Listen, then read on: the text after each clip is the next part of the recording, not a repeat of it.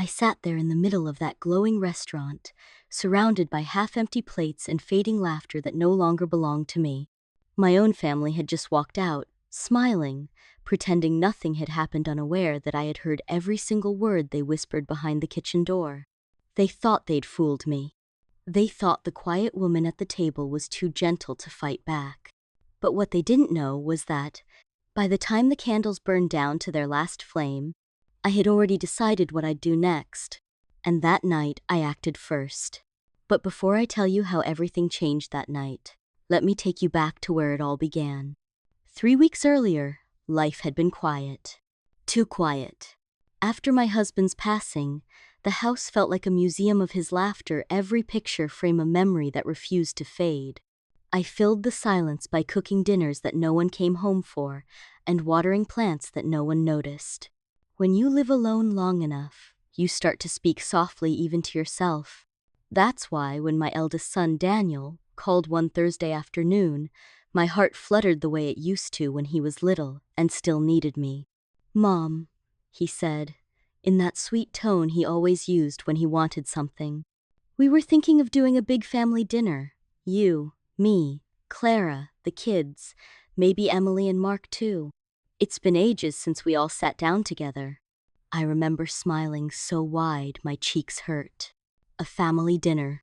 The simple idea of it filled my kitchen with sunlight. "Of course," I told him. "When?" "2 weeks from Saturday. We'll make reservations at Marino's, that nice place by the lake. You don't have to worry about a thing, Mom. Just be there." But of course, I did worry. That's what mothers do. I baked pies for the kids, ironed Daniel's favorite shirt even though he never asked, and put aside a little money from my monthly pension, just in case the bill turned out higher than he expected. The day finally came, wrapped in golden light and nervous joy. I spent the morning curling my hair, choosing my lavender dress, the one my late husband said made my eyes look like the sky right before rain. When I arrived at Marino's, the maitre d' greeted me by name. Daniel must have given it when he made the reservation. "Private room for the Carsons?" he asked. Private room. That sounded so fancy, so thoughtful. Inside, the long table was already half set. Clara, Daniel's wife, was checking her phone, barely glancing up. "Mom, you're early," Daniel said, giving me a quick hug before turning back to a waiter. "We were just discussing the menu. Don't worry, we've got it covered." I smiled, not wanting to intrude. It didn't matter if they ordered steak or salmon. I was just happy to be there. As everyone arrived, laughter filled the room. My grandchildren argued about dessert, Mark told a story about his new car, and Emily showed pictures from her vacation. I watched them all, heart swelling, thinking this was what family was supposed to feel like. When the waiter poured the wine, Daniel raised his glass. "To family," he said, "and to Mom for always being there." Everyone clinked glasses. I felt a warmth that had nothing to do with the wine. But warmth doesn't last forever. Halfway through dinner, Clara leaned over to Daniel, whispering something that made him smirk. Mark laughed under his breath. Emily glanced at me, then quickly looked away. I pretended not to notice. Years of motherhood teach you how to read faces you aren't supposed to read. After dessert, Daniel said he needed to check something with the manager and asked if I could wait at the table for the bill. Of course, I said yes. He was always so busy. I didn't want to be a bother. 10 minutes passed, then 20. I stood, smoothing my dress, and went looking for them. That's when I heard it muffled voices drifting from the narrow hallway beside the kitchen. Daniel's voice. Then Clara's. "She'll pay anyway," Clara said, laughing. "She always does. You just have to look helpless enough." My heart stopped. Daniel chuckled. I know, but let's make it sound like we forgot the card, okay? She'll never say no in front of the kids." "Exactly," Emily added. "And once the payment goes through, we can split it later. Or not. She'll forget." Another burst of laughter. I stood there, invisible behind the doorway, every word slicing through me like glass. All those months of careful budgeting, the nights I skipped heating to save a few extra dollars, and they still saw me as a walking wallet. They had planned this. The family dinner, the toasts, the smiles. It wasn't about togetherness. It was about convenience. I stepped back quietly, heart pounding so hard I thought they'd hear it. When I returned to the table, my chair looked colder somehow, the candles shorter. Minutes later, Daniel appeared, cheerful as ever. "Mom, there's a little mix-up with the payment system," he said. "Do you mind using your card for now? I'll transfer it later." My lips smiled before my brain could answer. "Of course, honey." The waiter returned with the machine, and I tapped my card. The bill flashed on the screen, $512. I swallowed. That was nearly half my pension. Daniel kissed my cheek. "You're the best, Mom."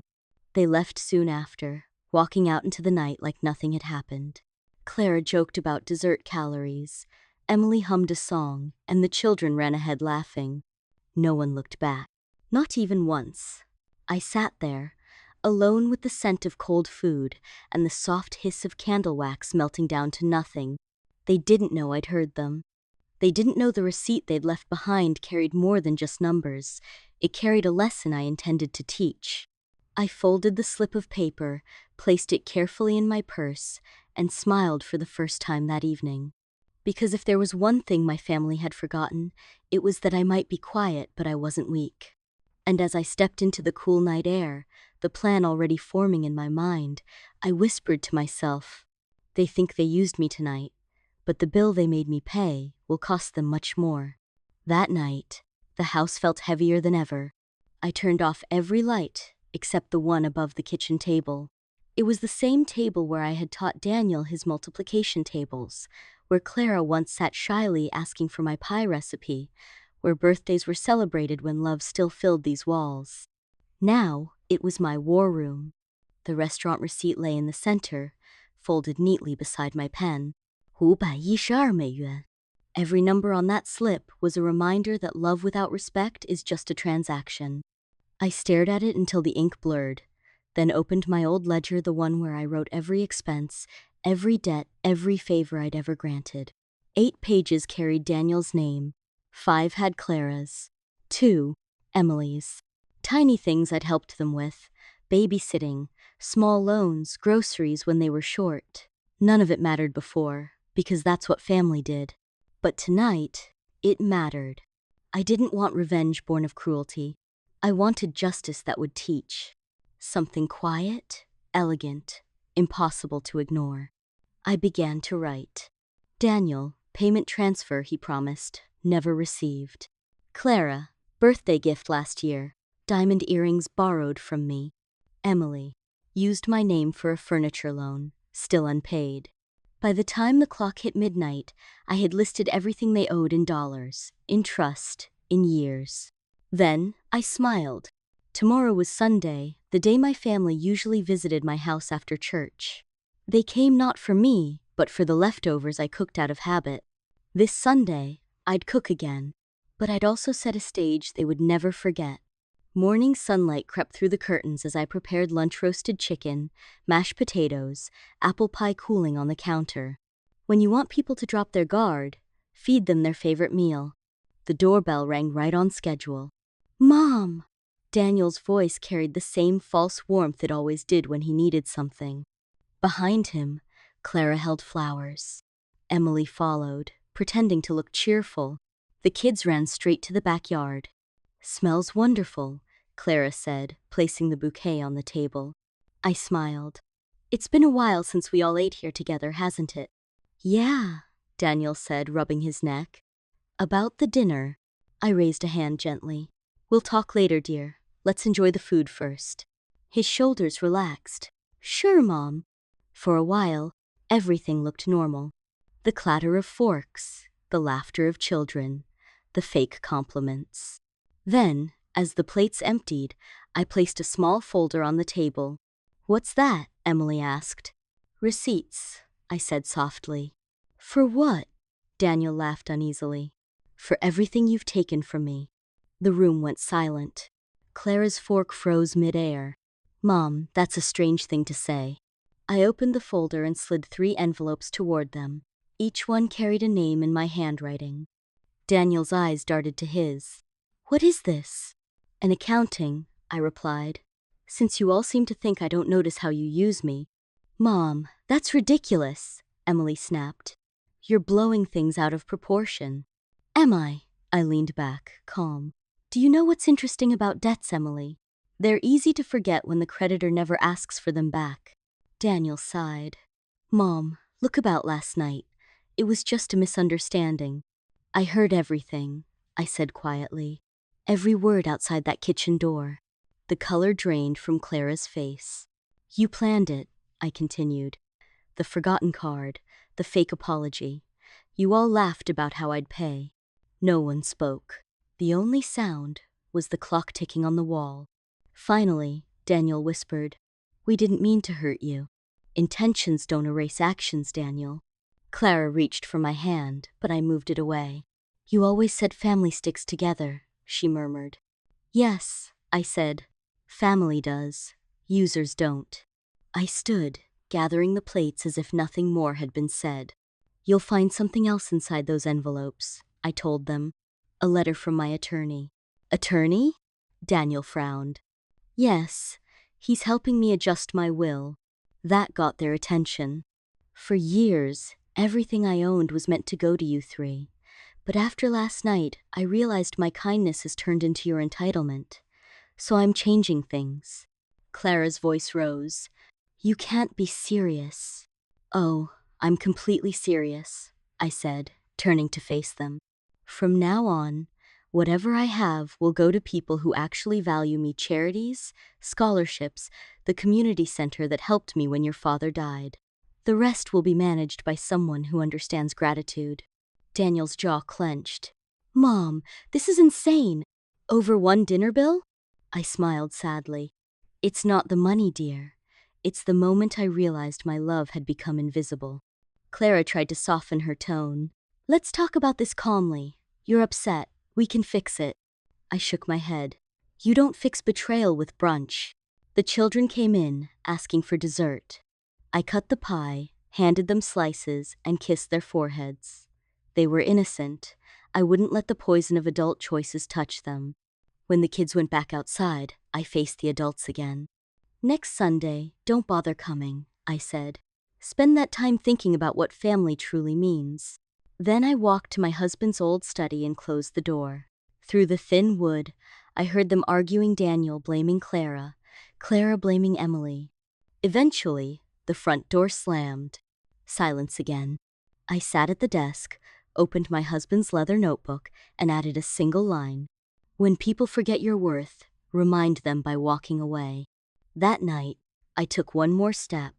I called our family accountant and told him I wanted full control over the trust fund my husband had left.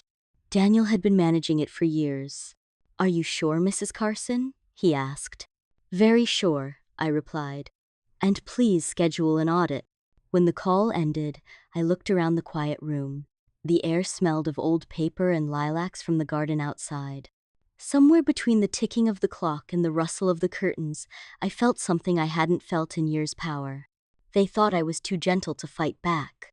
But gentleness is not weakness. It's restraint, and I was done restraining. By Monday morning, the ripples of my decision had already begun to reach them. I hadn't even finished my coffee when the first phone call came. "Mom?" Daniel's voice sounded brittle. "The accountant just called me. He said you requested an audit on Dad's trust. Why would you do that?" I stirred my cup slowly. "Because it's mine to request, Daniel. Your father left it under my name, remember?" A long silence. Then, "You don't trust me anymore." I smiled to myself. Now he wanted to talk about trust. "Trust," I said, "isn't a gift, son. It's a balance sheet. When you spend it carelessly, it runs out." He exhaled hard. "This isn't fair, Mom." "I suppose fairness looks different depending on who's writing the rules," I answered, and hung up before my resolve could soften. By noon, Emily's number appeared on the screen. "Mom, Clara's furious. Daniel's saying you're trying to humiliate us." "I'm not trying," I replied. "I'm just done pretending everything's fine." She sighed. "Look, maybe we handled the dinner badly, but you can't destroy the whole family over it." "I didn't destroy anything," I said quietly. I'm just showing what was already broken. Her breath caught. Then the line went dead. I spent the rest of the day sorting through old boxes in the attic. Photographs, report cards, birthday cards drawn with crayons. Each one was a reminder that once upon a time, love didn't need receipts. Beneath a stack of photo albums, I found my husband's will. His handwriting still strong and deliberate. To my wife, the power to decide what is best for this family. I traced those words with my finger and whispered, I'm finally using it, love. The next evening, the doorbell rang. Through the peephole I saw Clara, her expression polished into politeness. May I come in? She asked. I opened the door but didn't step aside right away. If you're here to change my mind, save your breath. She shook her head. No, I just want to understand what you're planning. Daniel's worried. I let her in. She perched on the sofa like someone sitting on thorns. You've always been kind, she began. Maybe too kind. We took advantage of that, I admit it. But if you go through with this taking the trust, rewriting the will, people will talk. Let them, I said. Maybe they'll learn something. Clara's mask cracked. You're punishing us. No, Clara, I said softly. I'm teaching you. Punishment ends, lessons don't. She blinked back tears. For the first time, I saw the fear behind her confidence. Daniel might lose his job if this audit uncovers mistakes, she whispered. I met her gaze. Then he shouldn't have made any. She stood abruptly. You've changed. I shook my head. No, I just stopped apologizing for existing. After she left, I sat on the porch and watched the sunset bleed into night. The world looked exactly the same, yet I felt different, like I'd stepped out of a shadow I didn't know I'd been living in. The following morning brought another knock, softer this time. It was my neighbor, Mrs. Green, carrying a basket of scones. I heard voices last night, she said gently. Everything all right? I hesitated, then smiled.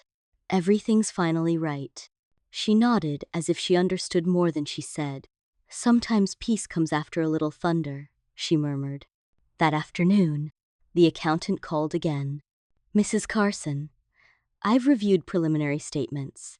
Some withdrawals from the trust look irregular, made by Mr. Daniel Carson over several years. I see, I said, my tone steady. Please prepare a full report and send copies to my attorney. Of course. Should I inform your son? No, I said. Let him be surprised. When I hung up, I felt neither anger nor joy, just a quiet confirmation that truth eventually surfaces, like sunlight through murky water. 2 days later, Daniel showed up, unannounced. He looked different, tired, less certain. Mom, we need to talk, he said, stepping into the hallway. I didn't steal anything. Those withdrawals were for family expenses. Family, I repeated. Which family, Daniel? The one that leaves me to pay bills alone, or the one that laughs behind kitchen doors? His face flushed. You're twisting everything. I'm not twisting anything. I'm finally straightening it. He rubbed his temples. If this goes to court, it'll ruin me. I looked at him, my son who once cried over scraped knees, now trembling over consequences. Then maybe ruin is what it takes to rebuild honesty. He stared at me for a long moment, eyes wet, then walked out without another word. That night, I couldn't sleep. I wandered into the backyard, the grass cool beneath my feet, the moon bright enough to read by. I thought of all the years spent making sure everyone else was comfortable, even when I wasn't. Somewhere along the way, kindness had turned into currency, and I had kept paying the price. But not anymore. Inside, the clock struck midnight. On impulse, I picked up my phone and called the community center. The director, a warm-voiced woman named Laura, answered groggily. Sorry for the late call, I said. I want to fund your new reading program. Consider it a gift from someone who's finally learned the value of giving where it's appreciated. She sounded stunned. That's incredibly generous. Are you sure? Completely, I said. It's time my money started feeding hope instead of entitlement. When I hung up, I felt lighter than I had in years. The next morning brought headlines Daniel never expected. Local business paper. Audit exposes mismanaged family trust. I didn't have to say a word. The truth spoke for me. Clara called repeatedly. Emily left voicemails laced with anger and guilt. I ignored them all. I spent the day baking pies again, this time for the community center's fundraiser. Children's laughter replaced the echo of my own empty dining room. While I arranged the pies on a long table, Laura smiled. "You look peaceful," she said. "I am," I replied. "For the first time, I'm surrounded by people who don't measure love in receipts." That evening, as I washed the last pie dish, my phone buzzed one more time. A message from Daniel. "Mom, I'm sorry. We were wrong. Can we come over tomorrow to talk?" I stared at the screen for a long moment. Forgiveness is a luxury the healed can afford, but I wasn't healed yet. I typed back, "Not tomorrow, Daniel. Maybe one day. But some lessons take time to learn." Then I turned off the phone, set it face down, and let the quiet hum of the refrigerator fill the room. For the first time, silence didn't feel empty. It felt earned. A week passed before I saw any of them again. The neighborhood had begun whispering, the way small towns always do when truth finds a way to breathe. Daniel's audit had become the kind of quiet scandal that travels faster than sound. The grocery clerk paused when I handed her change. The postman lingered, asking if I was holding up fine. I only smiled. People talk, I thought, but only because they finally see what they were blind to before. On Friday morning, the doorbell rang. Through the curtain I saw them all, Daniel, Clara, and Emily, standing together on my porch. No flowers this time, no forced smiles, just faces pale with exhaustion and something that almost looked like remorse. I opened the door but didn't invite them in. "Mom," Daniel began, his voice hoarse, "can we talk, please?" I hesitated, then stepped aside. "5 minutes," I said. No shouting. They filed into the living room, the air thick with memories of happier days. Clara sat on the edge of the sofa. Emily stayed near the window, arms crossed. Daniel rubbed his palms together. "Everything's fallen apart," he said.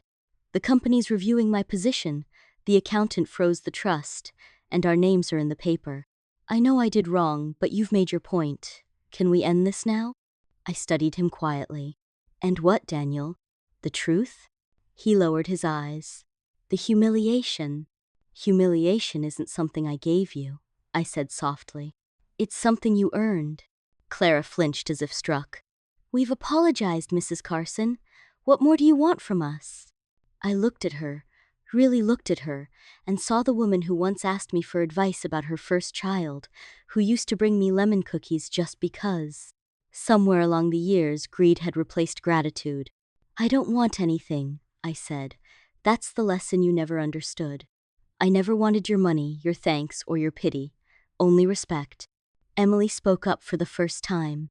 "We made mistakes, but people make mistakes every day. Families forgive." "Yes," I said, "they do, but forgiveness isn't a door you can just knock on when you remember it exists." Daniel leaned forward, desperate. "Mom, the kids keep asking why they can't see you. They miss you. Don't punish them for our stupidity." The words cut deeper than I expected. I loved those children with a tenderness that survived everything. "I'd never punish them," I said. "They'll always have me, but right now, I need them to see that love and respect walk together. They'll learn that from this." Clara's eyes filled with tears. "If you won't forgive us for our sake, do it for them." Her tears used to melt me. This time, they didn't. "Maybe one day," I said, "when apologies stop sounding like negotiations." Silence spread between us like fog. After a long pause, Daniel stood. "We'll go," he murmured. "I just hope someday you'll remember we're still your family." As they walked to the door, I said quietly, "Family isn't defined by blood, Daniel. It's defined by behavior." He stopped, shoulders heavy, but didn't turn back. The door closed behind them with a sigh. For the next few days, I buried myself in small, steady things: baking, volunteering, tending the garden. Peace doesn't arrive all at once. It grows like a plant you water daily. And yet, even peace has its interruptions. One afternoon, while sorting mail, I found an envelope with Daniel's handwriting. Inside was a simple note. Mom, we're selling the house. We can't afford to stay after everything that happened. I know you probably don't care, but I wanted you to hear it from me. I'm sorry for everything. Maybe losing everything was the only way to understand what you meant to us. A check was folded inside $512, the exact amount of that dinner bill. My hands trembled as I held it, not because of the money, but because he had finally remembered the number. The first honest repayment in years. I placed the check in my husband's old ledger, right under the final entry. Then I wrote one more line, debt repaid, lesson begun. That night, I dreamt of the restaurant again, the soft light, the laughter fading away, the empty seat they'd left behind. But this time, in the dream, I wasn't sitting alone. Across from me was a young woman with kind eyes, Laura, from the community center, smiling over a cup of tea. She said, "You've turned pain into purpose. That's rarer than forgiveness." I woke up smiling. A few days later, Laura invited me to a small gathering at the center. "The kids want to thank you for your donation," she said. When I arrived, they had hung a banner that read Reading Garden, sponsored by Mrs. Carson. The laughter there was real, the kind that doesn't sting. One little girl ran up, holding a picture she'd drawn of an old woman under a tree with a book in her lap. "Is that me?" I asked. She nodded shyly. "You look happy." "I am," I whispered. And for the first time, I truly was. That evening, as I walked home beneath the orange sky, a familiar car pulled up beside me. Daniel got out, alone this time. "I saw the article about your reading garden," he said. "It's beautiful, Mom." "Thank you," I replied. "How are the kids?" "They're adjusting," he said, kicking a pebble. "They ask when they can visit." I hesitated, then nodded. "Bring them Sunday, just the kids." His eyes widened. "Really?" "Yes, but understand something, Daniel. I'll see them because they're innocent, not because I've forgotten what you did." He swallowed hard. "I understand. Thank you." He turned to leave, then looked back. "Mom, I read Dad's will again. The part about giving you the power to decide what's best for the family. I think he knew you'd have to use it one day." "Maybe," I said softly, "but I wish the reason had been different." He nodded, then drove away. When I reached home, the house no longer felt like a museum. It felt like mine again. Every photograph on the wall had survived the storm, but now they looked honest proof of love, not obligation. I made myself a cup of tea and watched the sky darken. Outside, the wind stirred the garden, carrying the faint laughter of children from the community center down the street. For years I'd believed strength meant keeping the peace, even when it broke me inside. Now I knew strength sometimes means lighting the fuse that burns away the lies. Sunday arrived with a strange stillness, the kind that hums beneath your skin when something important is about to happen. I spent the morning cleaning, though the house was already spotless. Old habits die hard, especially the ones that used to mean they're coming. At noon, the doorbell rang. When I opened the door, two small faces beamed up at me. "Grandma!" the children shouted, running into my arms. Their laughter filled the living room like sunshine breaking through clouds. For a moment, all the bitterness of the past weeks melted away. Behind them stood Daniel, hesitant. "I told Clara and Emily to stay home," he said quietly. "I thought it was better this way." I nodded. "You were right." We spent the afternoon baking cookies, painting, and telling stories. I listened as the children talked about school, their favorite shows, and how much they missed my pies. It was ordinary, simple, and somehow that made it sacred. When they ran to the backyard to play, Daniel lingered by the window. "They keep asking why everyone's been fighting," he said. "Children see more than we think," I replied. "But they don't need the details. They just need to know that honesty matters." He nodded slowly. "I've been thinking about that a lot." For the first time in years, his voice didn't sound defensive, it sounded human.